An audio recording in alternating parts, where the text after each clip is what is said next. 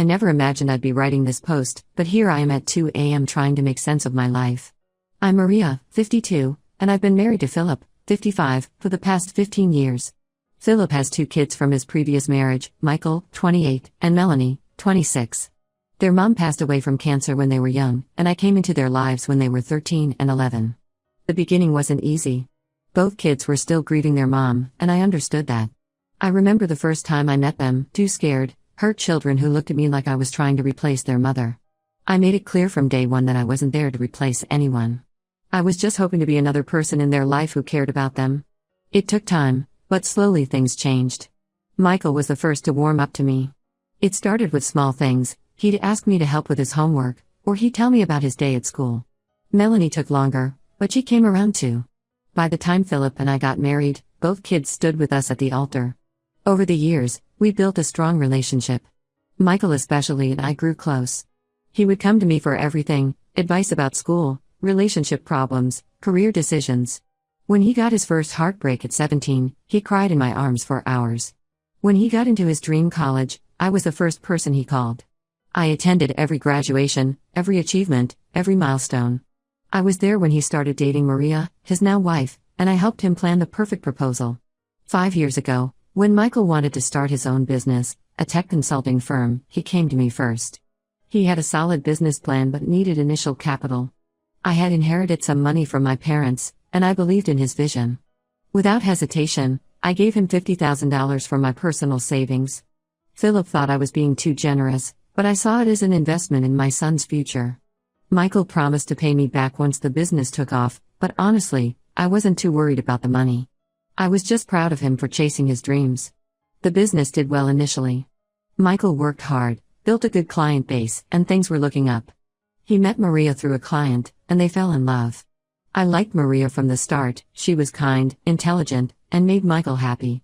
When they got engaged 2 years ago, I helped plan the wedding. I spent countless hours with Maria, choosing decorations, tasting cakes, picking flowers. It felt like I was gaining a daughter. Then Lisa, Maria's older sister, entered our lives. From the moment we met at the engagement party, something felt off. Lisa was polite on the surface, but there was always an edge to her comments. She would make remarks about how stepmothers could never really love their stepchildren, or how second wives were just trying to erase the memory of first wives. I brushed it off at first, not wanting to cause drama before the wedding. The wedding itself was beautiful. I cried when Michael thanked me in his speech, calling me his second mom. Everything seemed perfect. Until it wasn't. A week after the wedding, Michael stopped answering my calls and texts. At first, I thought he was just busy with newlywed life. But then weeks passed, and still nothing. He blocked me on all social media. When I went to his house to check on him, Maria answered the door looking uncomfortable. She said Michael didn't want to see me and asked me to respect his wishes. I was devastated and confused. What had I done wrong? I racked my brain trying to think of anything I might have said or done to upset him. Philip tried talking to him, but Michael would only say that he knew the truth about me now and wanted nothing to do with me. Melanie was caught in the middle. She still came to visit me, but I could tell she was struggling with divided loyalties. Finally, 3 months after Michael cut contact, she told me what had happened. Lisa had told Michael that she overheard me at the wedding reception, talking to my friend Karen in the bathroom. According to Lisa, I had said I only helped Michael with his business to control him, that I never really loved him or Melanie, and was just using them to stay in their father's good graces. She claimed I said I couldn't wait for them to move away so I could have Philip to myself, and that I was glad their real mother wasn't around to interfere. I felt physically sick hearing this. These were vicious lies. I would never say anything like that. I love those kids like they're my own. The conversation Lisa claimed to have overheard never happened. I hadn't even gone to the bathroom with Karen that night. But Michael believed every word without even asking me about it. 15 years of love and trust, gone because of one person's lies. For 2 years, I watched from afar as he built his life. Maria gave birth to their son last year, my first step-grandchild. I wasn't allowed to meet him. I saw pictures on Melanie's phone when she visited. Every holiday, every birthday, every family gathering was incomplete. Philip would split his time between us, trying to maintain relationships with both his son and his wife. I felt guilty for putting him in that position, but I hadn't done anything wrong. Then last week, at 11 p.m., there was a knock at our door. I opened it to find Michael standing there. He looked terrible, tired, stressed, unshaven. His clothes were wrinkled, and he had dark circles under his eyes. Without preamble, he told me his business was failing. He had made some bad investments, trusted the wrong people, and now he was at risk of losing everything. He needed $100,000 to save his business. I stood there, looking at this young man who had believed the worst about me without a second thought, who had cut me out of his life for 2 years, who had denied me the chance to meet my grandchild, and now wanted my help. The same young man I had loved and supported for 15 years, who had once called me his second mom. I told him to leave. I said I was done being his backup plan, his ATM. He tried to explain that he was sorry, that he should have talked to me first, that he had been wrong to believe Lisa. But I didn't want to hear it. 2 years too late, I thought. Philip thinks I'm being too harsh, that this could be a chance to fix our relationship. Melanie says the same thing, that Michael was manipulated by Lisa, that he's sorry now. My friends are divided, some think I'm right to stand my ground, others say family is family and I should help him. The money isn't really the issue. Philip and I could help him if we wanted to. But I can't get past the betrayal. 2 years of silence, of missing out on his life, of crying myself to sleep wondering what I did wrong, and now he only comes back because he needs money? Am I wrong for refusing to help? Should I give him another chance? I don't know what to do anymore. Update 1: I never expected my last post would get so much attention. Thank you all for your support and advice. Unfortunately, things have gotten more complicated, and I need to get this off my chest. After I refused to help Michael, he went behind my back to Philip. I discovered this when I was paying bills last weekend and noticed a large withdrawal from our joint savings account. Philip had given Michael $50,000 without discussing it with me first.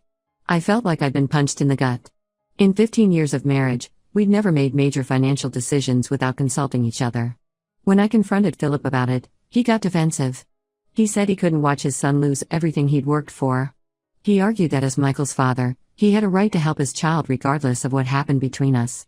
When I reminded him about our agreement to make financial decisions together, he said this was different because it was his son, not some random investment. The argument escalated quickly. I felt betrayed all over again, but this time by my husband. Philip accused me of being vindictive, of using the money to punish Michael. I told him he was enabling Michael's behavior, teaching him that he could treat people badly and still get what he wanted as long as he went to Daddy for help. Philip spent that night in the guest room. We barely spoke for 3 days. The tension in the house was unbearable. Melanie visited during this time and could tell something was wrong, but we tried to keep our problems to ourselves. We didn't want to put her in the middle any more than she already was. Then things took an unexpected turn. Melanie called me crying 2 days ago. She was upset because she just learned about more lies Lisa had been spreading. Apparently, Lisa hadn't stopped at just the wedding story. She told the entire extended family that I had manipulated Philip into marrying me for his money. She claimed I had tried to turn Michael and Melanie against their dead mother's memory by taking down her photos and refusing to let them talk about her. The worst part? Lisa told everyone I had threatened to divorce Philip if he helped Michael with his business. None of this was true. Philip and I had struggled financially in the early years of our marriage. I was a middle school teacher then, and he was just starting to rebuild his construction business after the 2008 crash. We worked hard for everything we had. As for their mother's memory, I was the one who helped the kids make a memory book about her.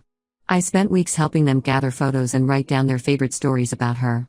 The book sits proudly on our living room shelf to this day. But here's where everything changed. Michael's wife Maria finally broke her silence. She called me yesterday, crying and apologizing. She admitted that she had known Lisa was lying, not just about me but about other family members too. She had proof, screenshots of text conversations where Lisa bragged about causing drama in families just for fun. In one message, Lisa wrote about how amusing it was to watch families fall apart because of her stories.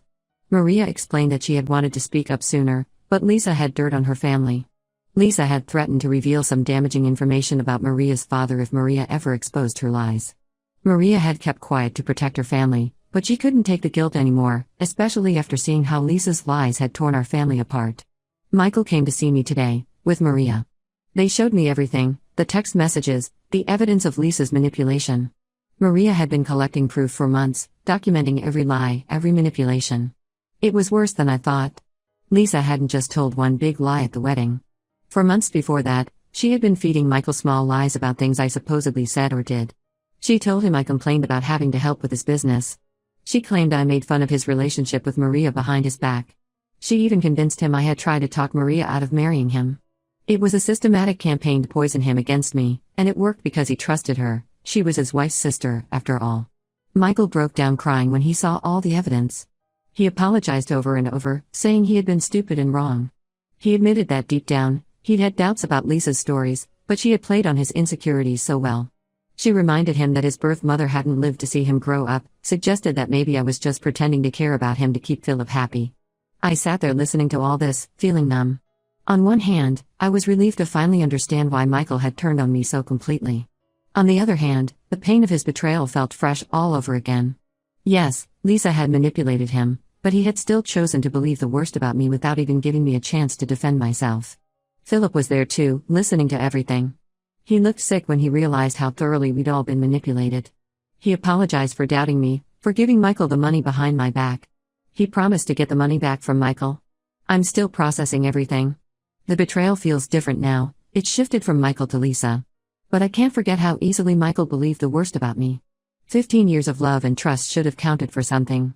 Philip wants me to forgive Michael now that we know the truth. He says Michael was a victim too. But was he really? Yes, Lisa manipulated him, but he was a grown man who chose to believe lies about someone who had loved him for 15 years. He chose to cut me out of his life without a single conversation. He chose to deny me the chance to meet my grandchild. I don't know how to move forward from here. The truth is out, but the damage is done. How do you rebuild trust after something like this? Update 2: The situation has evolved in ways I never expected, and I need to share what's happened since my last update. After Maria exposed Lisa's lies, it was like opening floodgates. More family members started coming forward with similar stories about Lisa, and the picture that emerged was disturbing. Lisa's own brother Tom reached out to me. He explained that Lisa had done the same thing to his ex-wife Jenny 3 years ago. She had systematically fed Jenny and Tom lies about each other until their marriage fell apart. By the time they realized Lisa was behind everything, the damage was irreparable. They had already divorced, and Jenny had moved to another state with their kids. Maria's cousin Amy had a similar story. Lisa had almost ruined Amy's relationship with her parents by convincing them Amy was secretly addicted to drugs and stealing from them. The truth only came out when Amy's parents caught Lisa planting empty pill bottles in Amy's old room during a family gathering. Michael and Maria have completely cut ties with Lisa. It wasn't easy for Maria. Lisa is still her sister, but after learning about all the other families Lisa had hurt, Maria realized there was no other choice.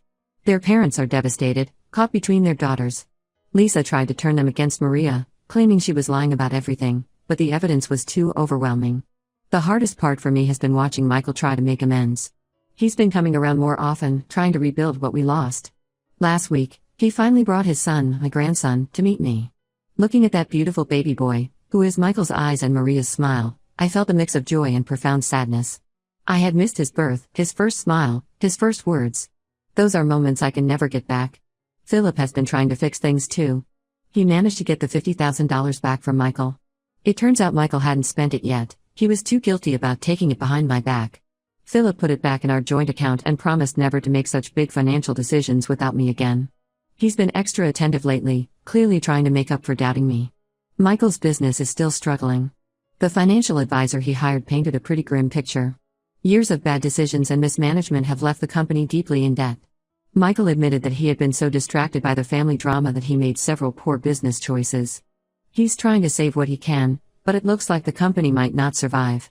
What hurts the most is realizing how much time we've lost. Michael showed me videos of my grandson's first steps. I watched them alone in my room, crying over all the moments I should have been there for. Maria offered to make me copies of all their family photos and videos from the past 2 years, but it's not the same as having been there. The family dynamics have shifted completely. Melanie, who was caught in the middle for so long, is finally able to spend time with both Michael and me together. She admitted that keeping the peace between us had been exhausting. She had known something wasn't right about Lisa's stories but hadn't known how to prove it. Last Sunday, we had our first family dinner together in 2 years. It was awkward at first. None of us knew quite how to act around each other. The easy comfort we once had is gone, replaced by careful politeness and hesitant conversations. My grandson was the only one unaffected by the tension, happily bouncing between family members and bringing unexpected moments of joy to an otherwise strained evening. The hardest part has been dealing with my own feelings. I want to forgive Michael, but every time I look at him, I remember how quickly he turned on me. He had known me for 15 years, watched me love and support him through everything, yet he believed Lisa's lies without question. That kind of hurt doesn't just go away because we found out the truth. Michael keeps asking what he can do to make things right. The problem is, I don't know if anything can make this right. We can't go back in time. We can't undo the hurt, the lost moments, the broken trust.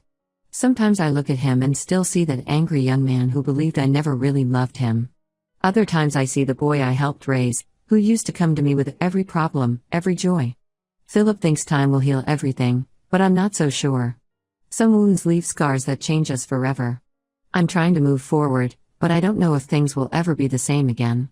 Update 3. It's been 6 months since my last update, and many of you have asked for another one. A lot has changed, and I've made some difficult decisions that I want to share. Michael's business finally failed last month. Despite his efforts to save it, the debts were too much to overcome. He had to let go of his employees and close the office. He's now working as a project manager at another tech company. The failure hit him hard. This was his dream, after all. But maybe it's a blessing in disguise. He's working regular hours now, spending more time with his family, and learning from his mistakes. Our relationship has settled into something I never expected. While we see each other at family gatherings, and I spend time with my grandson, the close bond we once shared is gone.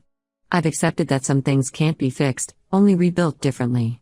Michael still tries sometimes. He'll call for advice or invite me to lunch, but there's always an undercurrent of tension, a reminder of what we lost. Philip struggled with my decision to maintain this distance.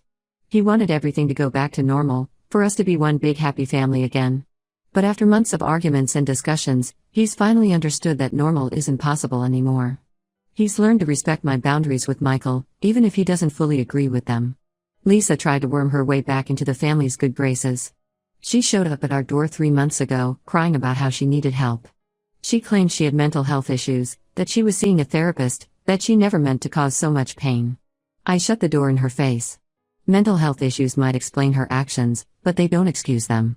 She robbed me of 2 years with my family, and no amount of apologies or excuses can fix that. Maria and Michael had another baby 2 months ago. This time, I was there. I held my new granddaughter minutes after she was born. It was a beautiful moment, but it also reminded me of everything I miss with my grandson. Maria makes sure I'm involved in both children's lives now. She sends me daily photos and updates, invites me to every milestone. But sometimes, when I look at my grandson, I can't help but think of all the firsts I missed. Melanie got engaged last month. During the party, Michael gave a speech about family and forgiveness. Everyone cried and hugged, talking about how wonderful it was that we'd all moved past the drama. But they don't understand. It's not about holding a grudge. It's about acknowledging that some changes are permanent. Trust, once broken, might be rebuilt, but it's never quite the same. I've stopped feeling guilty about maintaining these boundaries. Yes, Michael was manipulated by Lisa. Yes, he's sorry now.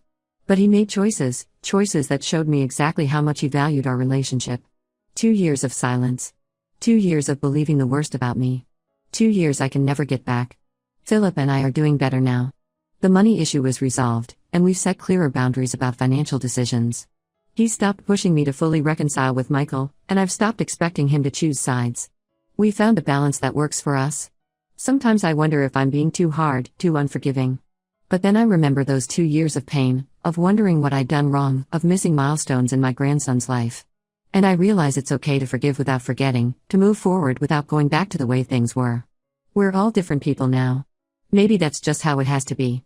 Some wounds heal, but they leave scars. This experience has permanently changed our family dynamics. It's not the happy ending everyone wanted, but it's real. And sometimes, that's the best we can hope for.